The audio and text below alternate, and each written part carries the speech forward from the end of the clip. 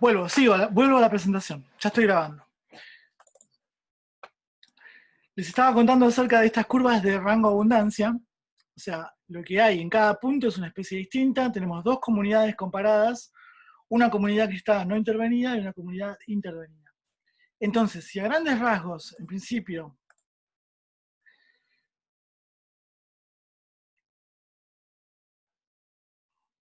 a ver lo que dice Rodrigo, que no me fijé, a ver. Las pendientes son similares, pero en un rango menor. Sí. En el rango de Nímesis, ¿no? Claro, en el SI tiene Sí. una distribución mucho más corta, entonces en realidad la pendiente estaría más aplanada la del intervenido que la del no intervenido. Bien, bien. Sí, tal cual, es cierto, no había mirado el rango de I. Pero sí, tal cual.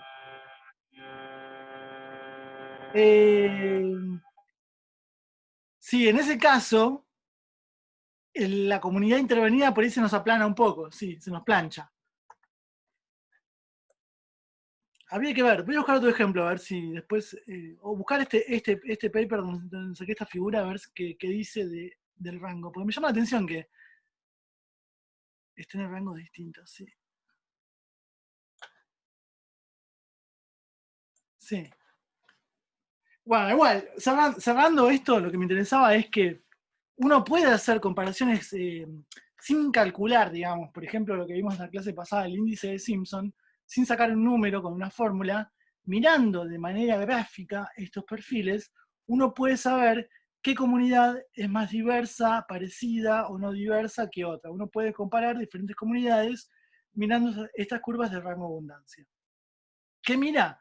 Mira, por ejemplo, el número de puntos, el número de nodos, porque esto me va a decir el número de especies presentes en cada comunidad.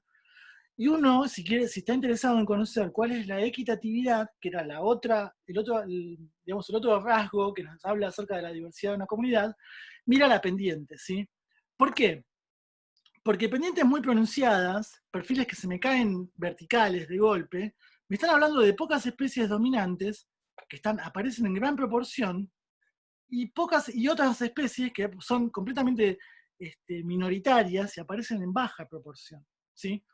Ahora, si yo tengo una curva que está con una pendiente suave que va bajando de a poco, eso me está hablando, esperen que estoy sumando compañeros, una curva, una pendiente, un perfil que va bajando de a poco, eso me está hablando de que todas las especies más o menos están repartidas en una igual proporción en esa comunidad. O sea, si bien hay rangos, hay especies que son más mayoritarias que otras, más o menos se van repartiendo los recursos y van bajando suavemente su proporción en esa comunidad. Si yo tengo que los cambios en las proporciones relativas van disminuyendo de a poco, eso quiere decir que las especies están más equitativamente distribuidas. O sea, tengo mayor cantidad de más cosas distintas. Eso es lo que estoy diciendo, ¿sí? Cuando veo una curva que va bajando con pendiente suave. Si yo veo, de nuevo, insisto, vuelvo a la curva que cae de golpe, la curva abrupta, lo que estoy viendo es que una, dos o poquitas especies aparecen en la mayoría de las proporciones y otras muy poquitas están abajo y son minoritarias, ¿sí? Estas que están arriba son dominantes, son las especies que dominan esa comunidad, mientras las que aparecen abajo, las que caen de golpe, son las que aparecen en minoría, digamos. Bien. Con esto terminé con ecología de comunidades. Acá esto es otra figura con... Mira, acá tenía otras curvas, digamos. ¿Cómo cambian diferentes comunidades vegetales? O sea, ven que los números son números de especies. Esto me habla del rango de la especie. Acá es el logaritmo en base 10, es del número, de la proporción relativa que tengo, le hago el logaritmo y me queda esta escala. O sea, pero estoy hablando de la cantidad relativa de cada una de las especies. Y veo curvas con diferentes pendientes que me hablan de distintas diversidades en cada una de estas comunidades. Esta es la curva de rango abundancia de la sabana, esto de los arbustales, del borde de bosque y del bosque ripario. Son 4 ambientes, 4 comunidades distintas, con especies distintas, o no. Fíjense que, por ejemplo, la especie 21 aparece en la sabana, aparece en el arbustal, aparece en el bosque, en el borde de bosque y aparece en el bosque ripario. ¿Qué pasa? En la sabana, la especie 21 tiene rango 3, aparece en el tercer lugar. En los arbustales tiene rango 2, aparece en el segundo lugar. En los bordes de bosque, 21, acá, no sé qué rango es, como 10. 1, 2, 3, 4, 5, 6, 7, 8, 9, 10. Y acá me aparece rango 2. Entonces, esa especie, si bien aparece en los 4 ambientes, no tiene el mismo rol de dominancia en cada una de estas comunidades. ¿Sí? La comunidad sabana, la especie 6, claramente es muy dominante, aparece en gran proporción. Y después se va cayendo. La especie 34 casi no aparece. ¿Sí? Si comparo con el borde de bosque, tengo la especie de nuevo, la 6, muy dominante, y el resto de las especies van cayendo de manera gradual. Entonces, esta es la dominante, todas estas comparten dominancia, pero esta comunidad, por la forma de la curva, parece ser más equitativa que la comunidad de la sabana, ¿sí? Donde tengo dominancia de 6 y de 2, ponele que están bien arriba, y el resto se van cayendo, pero de golpe, ¿sí? Uy, a ver que tenemos gente en espera.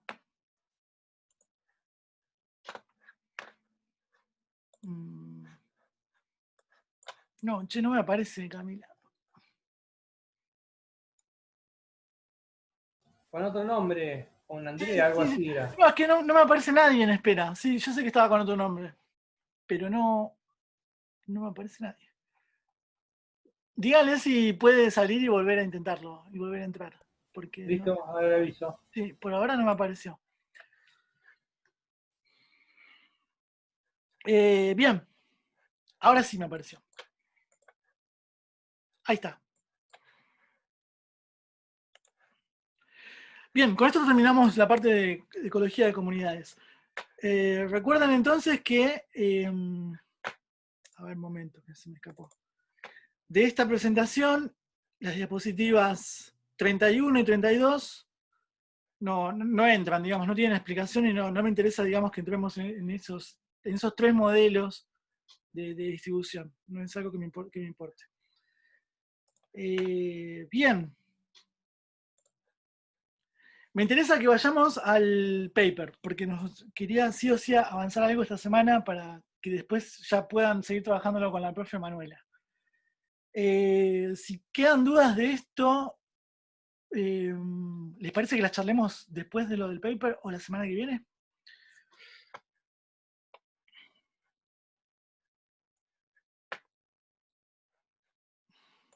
A ver, el paper.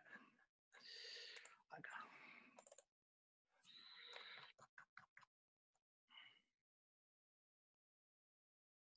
Bueno. Paso al paper entonces. El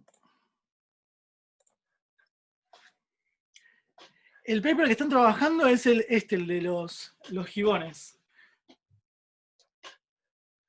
A ver, tenía varias cosas que contarles de esto. Eso, close range call, sí. El trabajo... para traducir, ¿eh? Sí.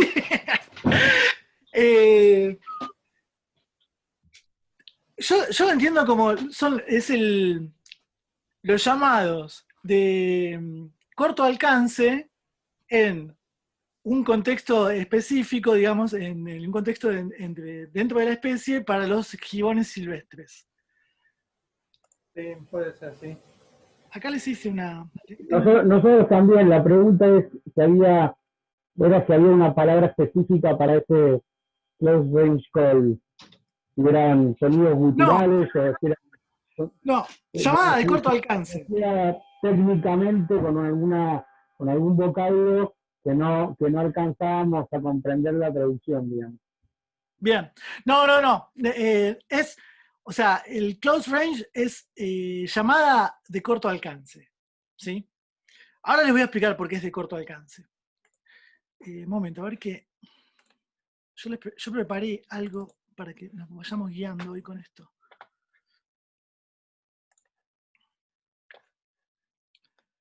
La traducción que le hice yo al título fue llamadas de Who de corto alcance específicas del contexto en gibones silvestres.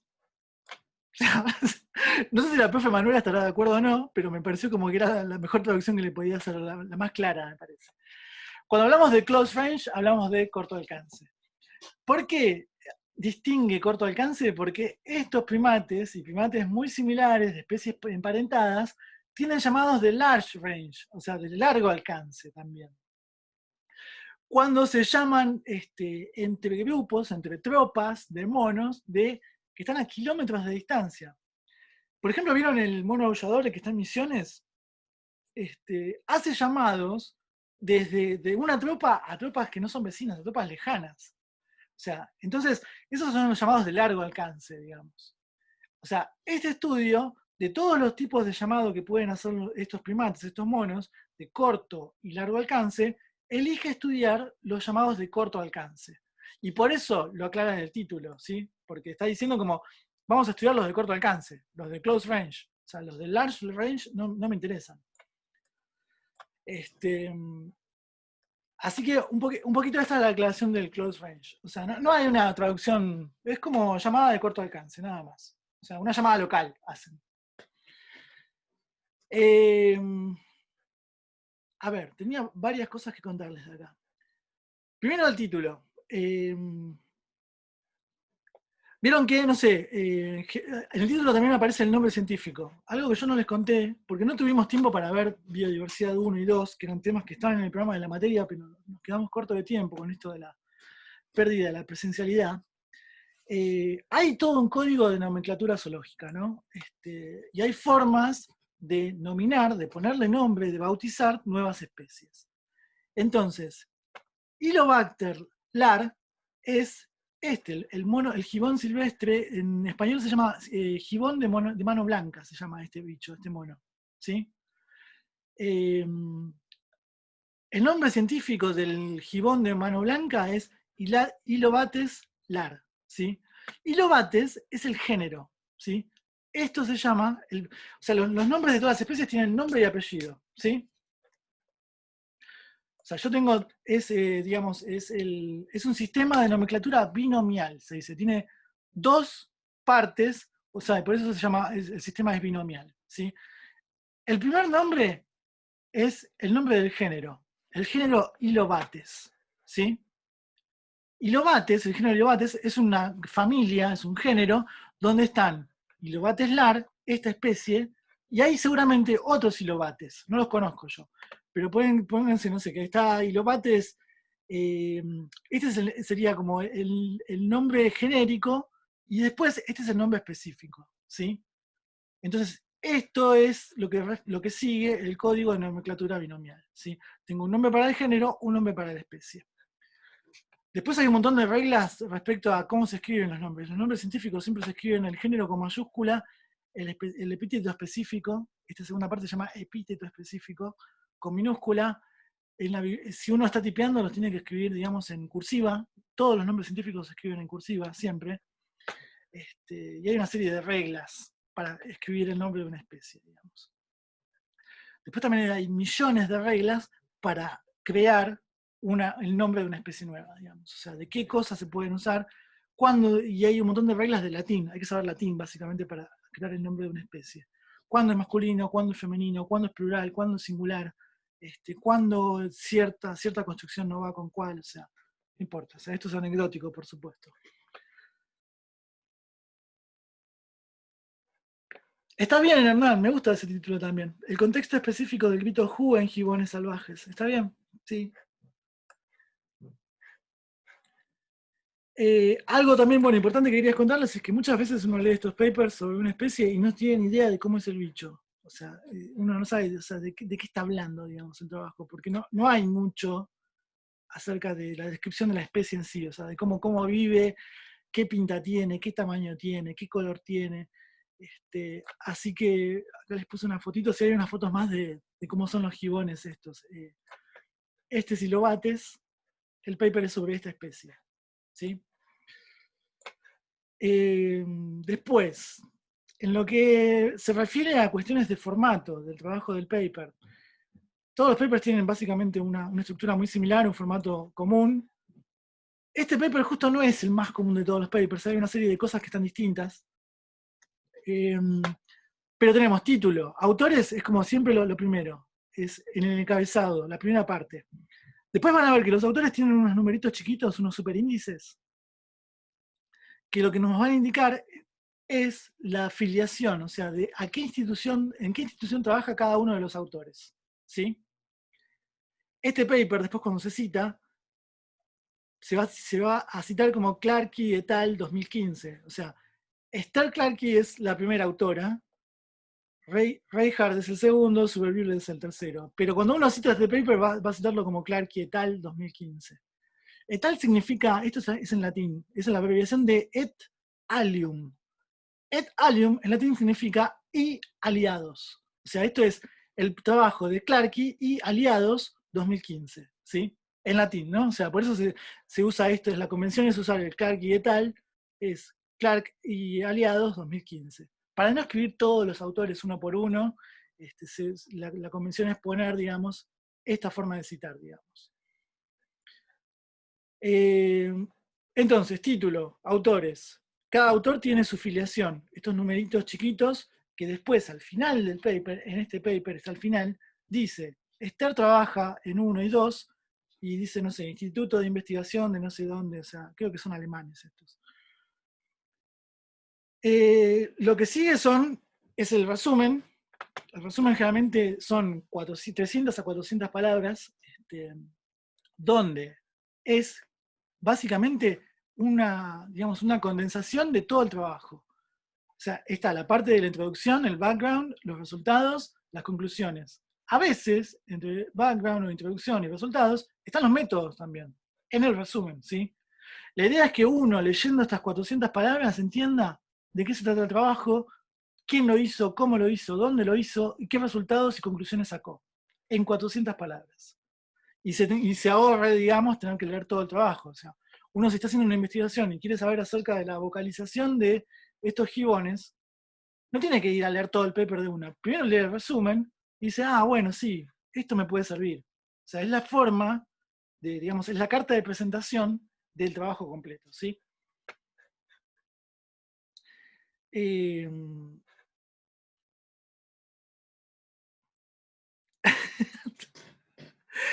No sé muy bien de qué será lo que pusieron bien. Es una tarea que nos mandó Manuela. Bien. Y del paper lo que hizo fue eliminar los números y nos dio, a ver, con lo que ustedes saben y con lo que nos dio, identificar las partes del paper. Sí. Por eso te digo, la puse bien. Buenísimo. Se complica después.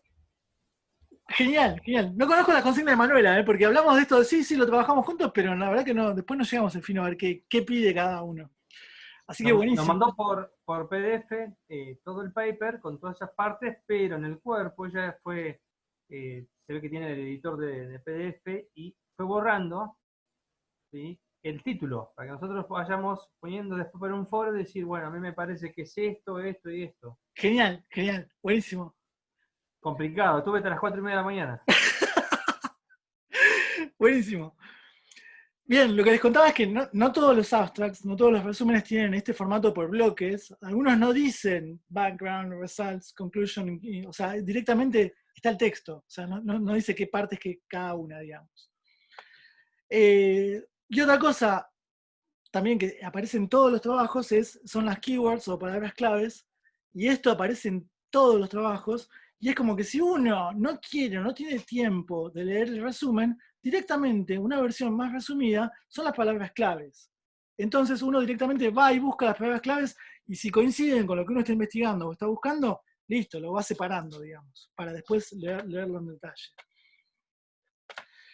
Bien, hasta acá lo del resumen. Ahora después voy a volver sobre el resumen, pero quería seguir avanzando un poquito. Bueno, lo que les decía, Ilobates lar es este bicho, hermoso animal, o sea, tienen la particularidad de que tienen diferente coloración. Yo no lo sabía esto, lo descubrí ahora buscando información para este paper. ¿Hay No, dimorfismo por macho y hembra? no, vos sabés que no. O sea, yo estaba convencido, dije, bueno, uno es macho, el otro es hembra. Y no es que son machos y hembras. O sea, Son dos no hay, poblaciones distintas. tampoco es una cuestión de etaria, no es que son adultos, juveniles o crías. O sea, a lo largo de su ciclo de vida van cambiando de pelaje. O sea, así lo presentan. Voy a seguir buscando porque me dejó intrigado, pero no es diferencia de macho o hembra o de adulto o juvenil. O sea, indistintamente cambian de pelaje y cambian de coloración, o hay diferentes variantes en toda la población. Así que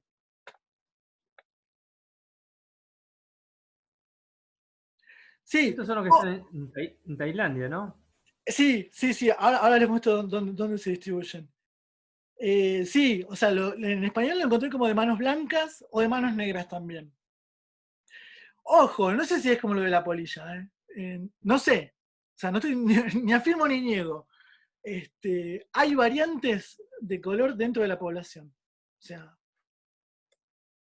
es toda la misma especie, no son razas.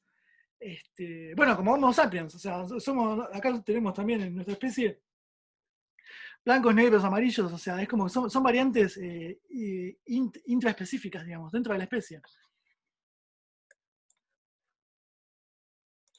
Después, les sigo contando. La distribución, o sea, esto es el sudeste asiático, es Tailandia, donde se encuentra actualmente. Originalmente tenía una distribución histórica de todo China, dicen. En China se extinguió, lo extinguieron. O sea, básicamente ahora en la actualidad se encuentra más que nada en... Se lo comieron. Se lo habían comido los chinos, sí. Ahora se encuentra en Tailandia y en el sudeste asiático, actualmente. Dice que tiene magnífica vista, excelentes reflejos, llegan a pesar entre 5 y 8 kilos, tienen piel marrón a claro y cara negra, manos y alrededor de la cara de color blanco. O sea, y hay muchas variantes de color, eso estaba viendo. Después, algunos datos interesantes del comportamiento, porque el paper en realidad es acerca del comportamiento. Dice que forma grupos familiares, estrictamente, o sea, los grupos familiares de estos monos son un macho, una hembra adultos y las crías de varios años. O sea, además de formar familias, son monógamos, ¿sí? O sea, el macho y la hembra guardan una fidelidad en el grupo, en la familia, y se reproducen siempre ese macho con esa hembra. Después dicen que los jóvenes, a medida que van creciendo, van siendo expulsados de la familia, ¿sí? O sea, me imagino que deben requerir generar, a medida que los van expulsando de la familia, esos individuos deben formar sus nuevos núcleos familiares. Son territoriales, habitan de 12 a 40 hectáreas, incluyen dentro de esas 12 a 40 hectáreas los árboles donde comen y los árboles donde duermen. Defienden territorios, y para la defensa de territorios usan los gritos agudos, que pueden durar más de 1 hora, dicen. Si algún individuo viola las fronteras de un territorio, se producen peleas que incluyen manotazos, arañazos, mordiscos, y dice que estos furiosos hábitos se producen al amanecer y al caer de la tarde. Estos son algunos datos de comportamiento de estos animales, como para poder entender un poquito el contexto del paper, de cómo se armó, digamos. O sea, la unidad reproductora es la familia, son monógamos. En los mamíferos es muy común la poliginia, digamos. O sea, por ejemplo, yo que trabajo mucho con camélidos, los camélidos son poligínicos, no son monógamos. Poligínico quiere decir un grupo, o sea, también en los guanacos y en las vicuñas yo encuentro grupos familiares, pero los grupos familiares no son un macho, una hembra y sus crías. Son un macho, dominante, alfa o relincho, una serie de 1 a 4 o 5 hembras adultas, las crías de una camada de ese macho con cada una de esas hembras, y las crías nuevas del último año, digamos. O sea, guardan 2 camadas en la familia, ¿sí? Entonces, estos son tipos de organización social que tienen los diferentes mamíferos, ¿sí? Pueden ser monógamos de familias estrictas, polígamos en defensa de recursos, polígamos en defensa de hembras. Hay un montón de variantes, o sea, yo les estoy contando de esta plasticidad que hay en ciertos mamíferos, digamos. Generalmente estas unidades siempre son territoriales, o sea, defienden un territorio, el territorio en el cual tienen sus recursos, ya sea de refugio, agua, alimento y pareja para reproducirse. O sea, es como que todo eso está dentro de esas 12 o 40 hectáreas. ¿Sí? A ver. No, esto no, todavía no. Vuelvo un poquito al paper. Así les voy contando algunas cositas del paper. Ahí ¿sigo compartiendo la pantalla? Sí, ¿no? A mí me llega. Bien. Sí, acá se ve bien. Bien, buenísimo. No sé cuál es el sistema de organización de los leones. Me parece que los leones también son poligínicos. Tienen un harén de hembras. O sea, un macho dominante con una... Sí.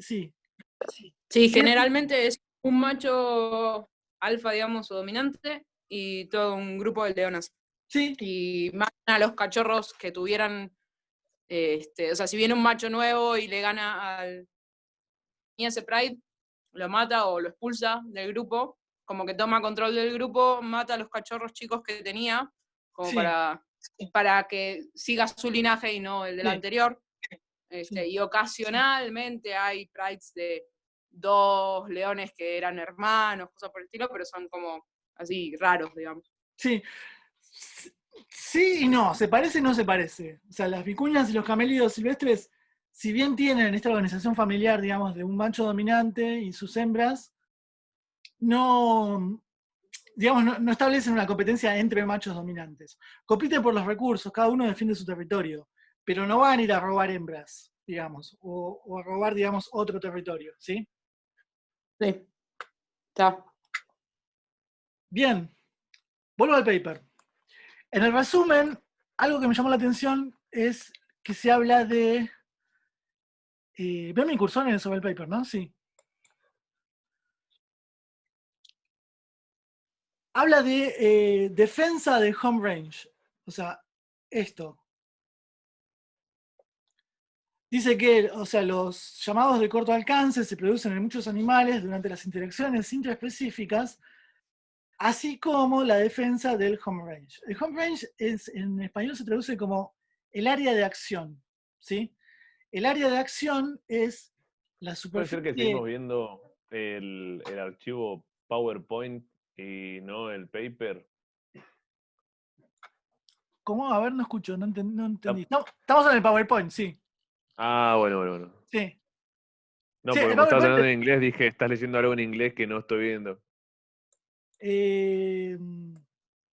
No, sí, estoy en el paper, en el PowerPoint, que está en inglés. O sea, yo te lo estoy contando en español, pero está en inglés.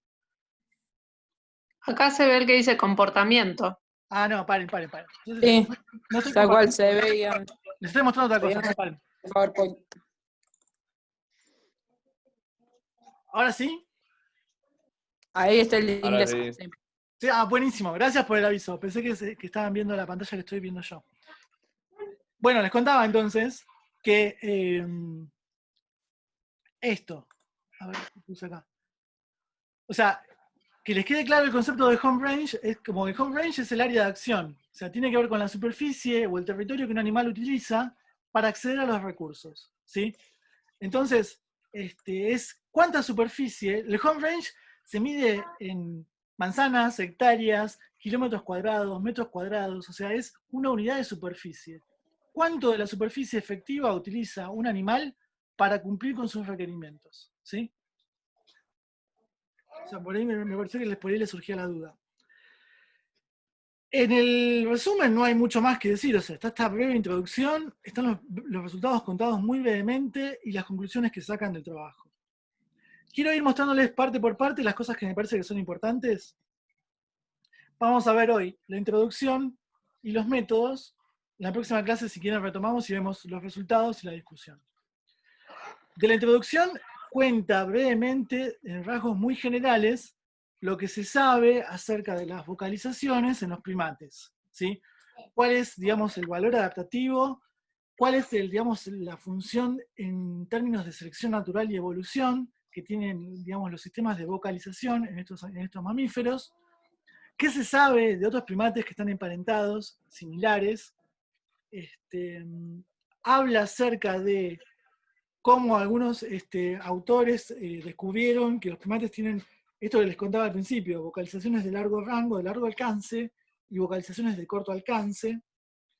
Cuenta acerca de un autor que en la década del 70 estudió esta especie y dijo, estos sonidos que hacen estos bichos se van a llamar Hu entre comillas, o sea, es el, digamos, Ellefson, acá está, fue el que le puso la etiqueta o llamó a este tipo de vocalizaciones o de llamados como Hu. Él fue el primero, o sea, no es que lo inventan estos autores, sino que ya existe llamar Hu a estas vocalizaciones, ¿sí? Algo muy interesante que me parece que tiene que ver con evolución, lo cuentan en este párrafo que les marqué acá. Habla, dice, desde una perspectiva evolucionista o evolutiva, dice que no se termina de comprender nunca acerca de cuál es el valor adaptativo, cuál es la función adaptativa que cumple alarmar acerca de la presencia de un predador al resto de la familia, ¿sí? Porque es algo que yo también siempre me pregunto cuando trabajo con guanacos y con vicuñas. No sé si alguna vez vieron en el campo un guanaco o una vicuña, pero ustedes van a ver que el guanaco cuando los ve a ustedes empieza a relinchar, ¿sí? Empieza a hacer un llamado, una vocalización de alerta, ¿sí? Y muchas veces pasa que uno no había visto el guanaco siempre te ve primero. Y uno descubre que está el guanaco porque el guanaco empieza a vocalizar, empieza a relinchar y a avisarle a su familia que hay un predador o que hay un riesgo, que hay una amenaza, ¿sí? Entonces uno dice, ¿qué valor adaptativo tiene esto? Porque si yo fuera un cazador y no vi el guanaco, cuando el guanaco me ve y empieza a relinchar, ahí sí lo veo. Y un predador lo mismo. O sea, y es más fácil para el puma cazar un guanaco que está alertando que un guanaco que está callado, digamos. ¿Sí? Pero también estás ya haciendo que sea visible ese que está relinchando y está ayudando digamos, al alertar, está ayudando Claro, a todos los demás del grupo, claro, desde que todos corran el peligro de que el predador lo encuentre primero, ¿no? totalmente, totalmente. A mí siempre me pareció algo Además, extraño. O sea, el ¿cuál es el predador no riesgo? sabes si realmente te vio o no, Sí, poniéndose en el lugar de presa. No sí, sabes realmente si te vio o no. Entonces, capaz que me vio a mí y vio a otro más. Ah, me hago el tonto y me arriesgo a que case a cualquiera, por si no me vio, o me, comillas, sacrifico, me ubica a mí, pero ayudo a todo mi grupo. claro, claro. O sea, digamos, el compromiso o el tiro y afloje está ahí. O sea, es como que lo que plantean los autores es, está bien, hay un perjuicio, digamos, para el individuo, pero hay un beneficio para su familia, para su grupo familiar, en definitiva para su prole, su herencia, su línea germinal, digamos.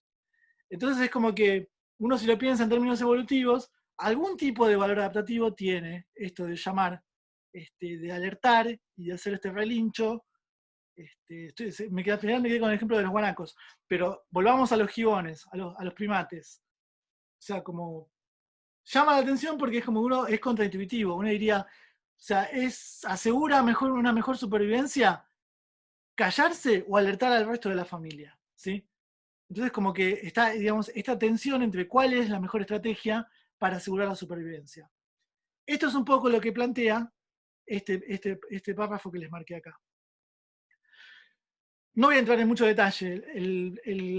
La parte introductoria del paper habla acerca de los antecedentes, este debate acerca de qué tan beneficioso o no puede ser alertar a una familia cuando hay un predador. Cuenta acerca de la historia de quién le puso Hu al Hu de estos primates, cómo se detectaron los primeros trabajos, digamos, de largo alcance y de corto alcance, qué cosas se saben, qué cosas no se saben. O sea, es una introducción bastante interesante, fácil de leer, mírenla si tienen tiempo, si tienen ganas. Y al mismo tiempo también está cargada, llena de citas, ¿sí? En la introducción, cada número, cada referencia, es un paper distinto, ¿sí? Entonces, ustedes pueden quedarse con que, bueno, esta idea es interesante, me gustaría ampliarla. Y bueno, voy al paper 27 y al 28, que son los que hablan de este tema. Y son papers exclusivos de esto, digamos.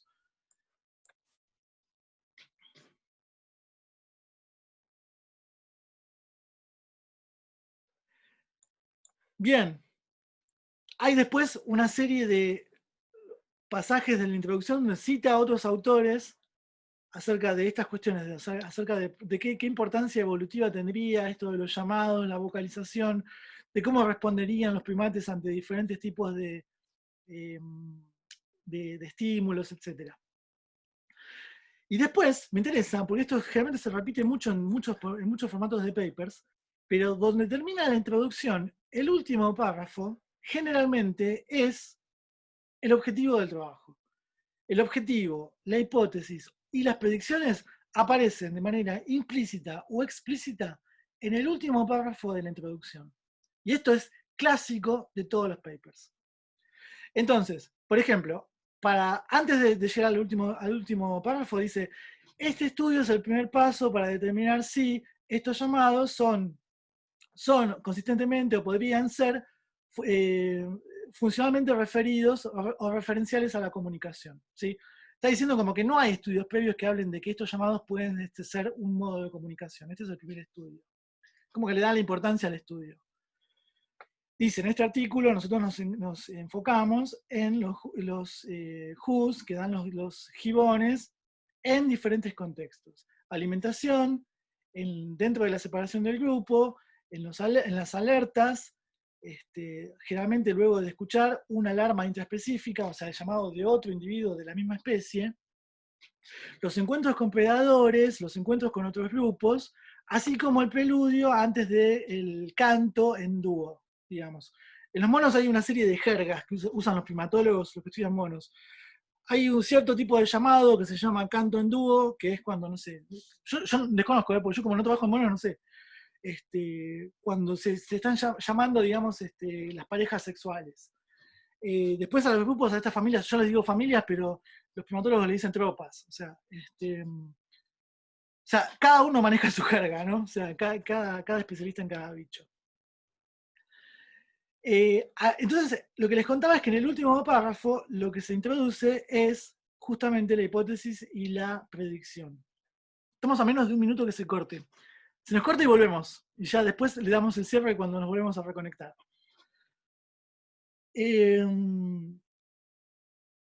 Entonces, acá hay una parte muy importante que dice, nosotros, básicamente exponen de manera explícita la predicción. Nosotros predecimos que, que si nos enfocamos en un contexto de variaciones acústicas, en un contexto específico, especialmente y que esto tiene especialmente algunos eventos importantes en valor evolutivo, digamos, así como, como la presencia de predadores o los encuentros entre grupos. Ellos lo que están diciendo, dicen, nuestra predicción es que estos monos se comunican y eso tiene un valor adaptativo importante en términos evolutivos para evitar predadores o relacionarse en el encuentro con otros.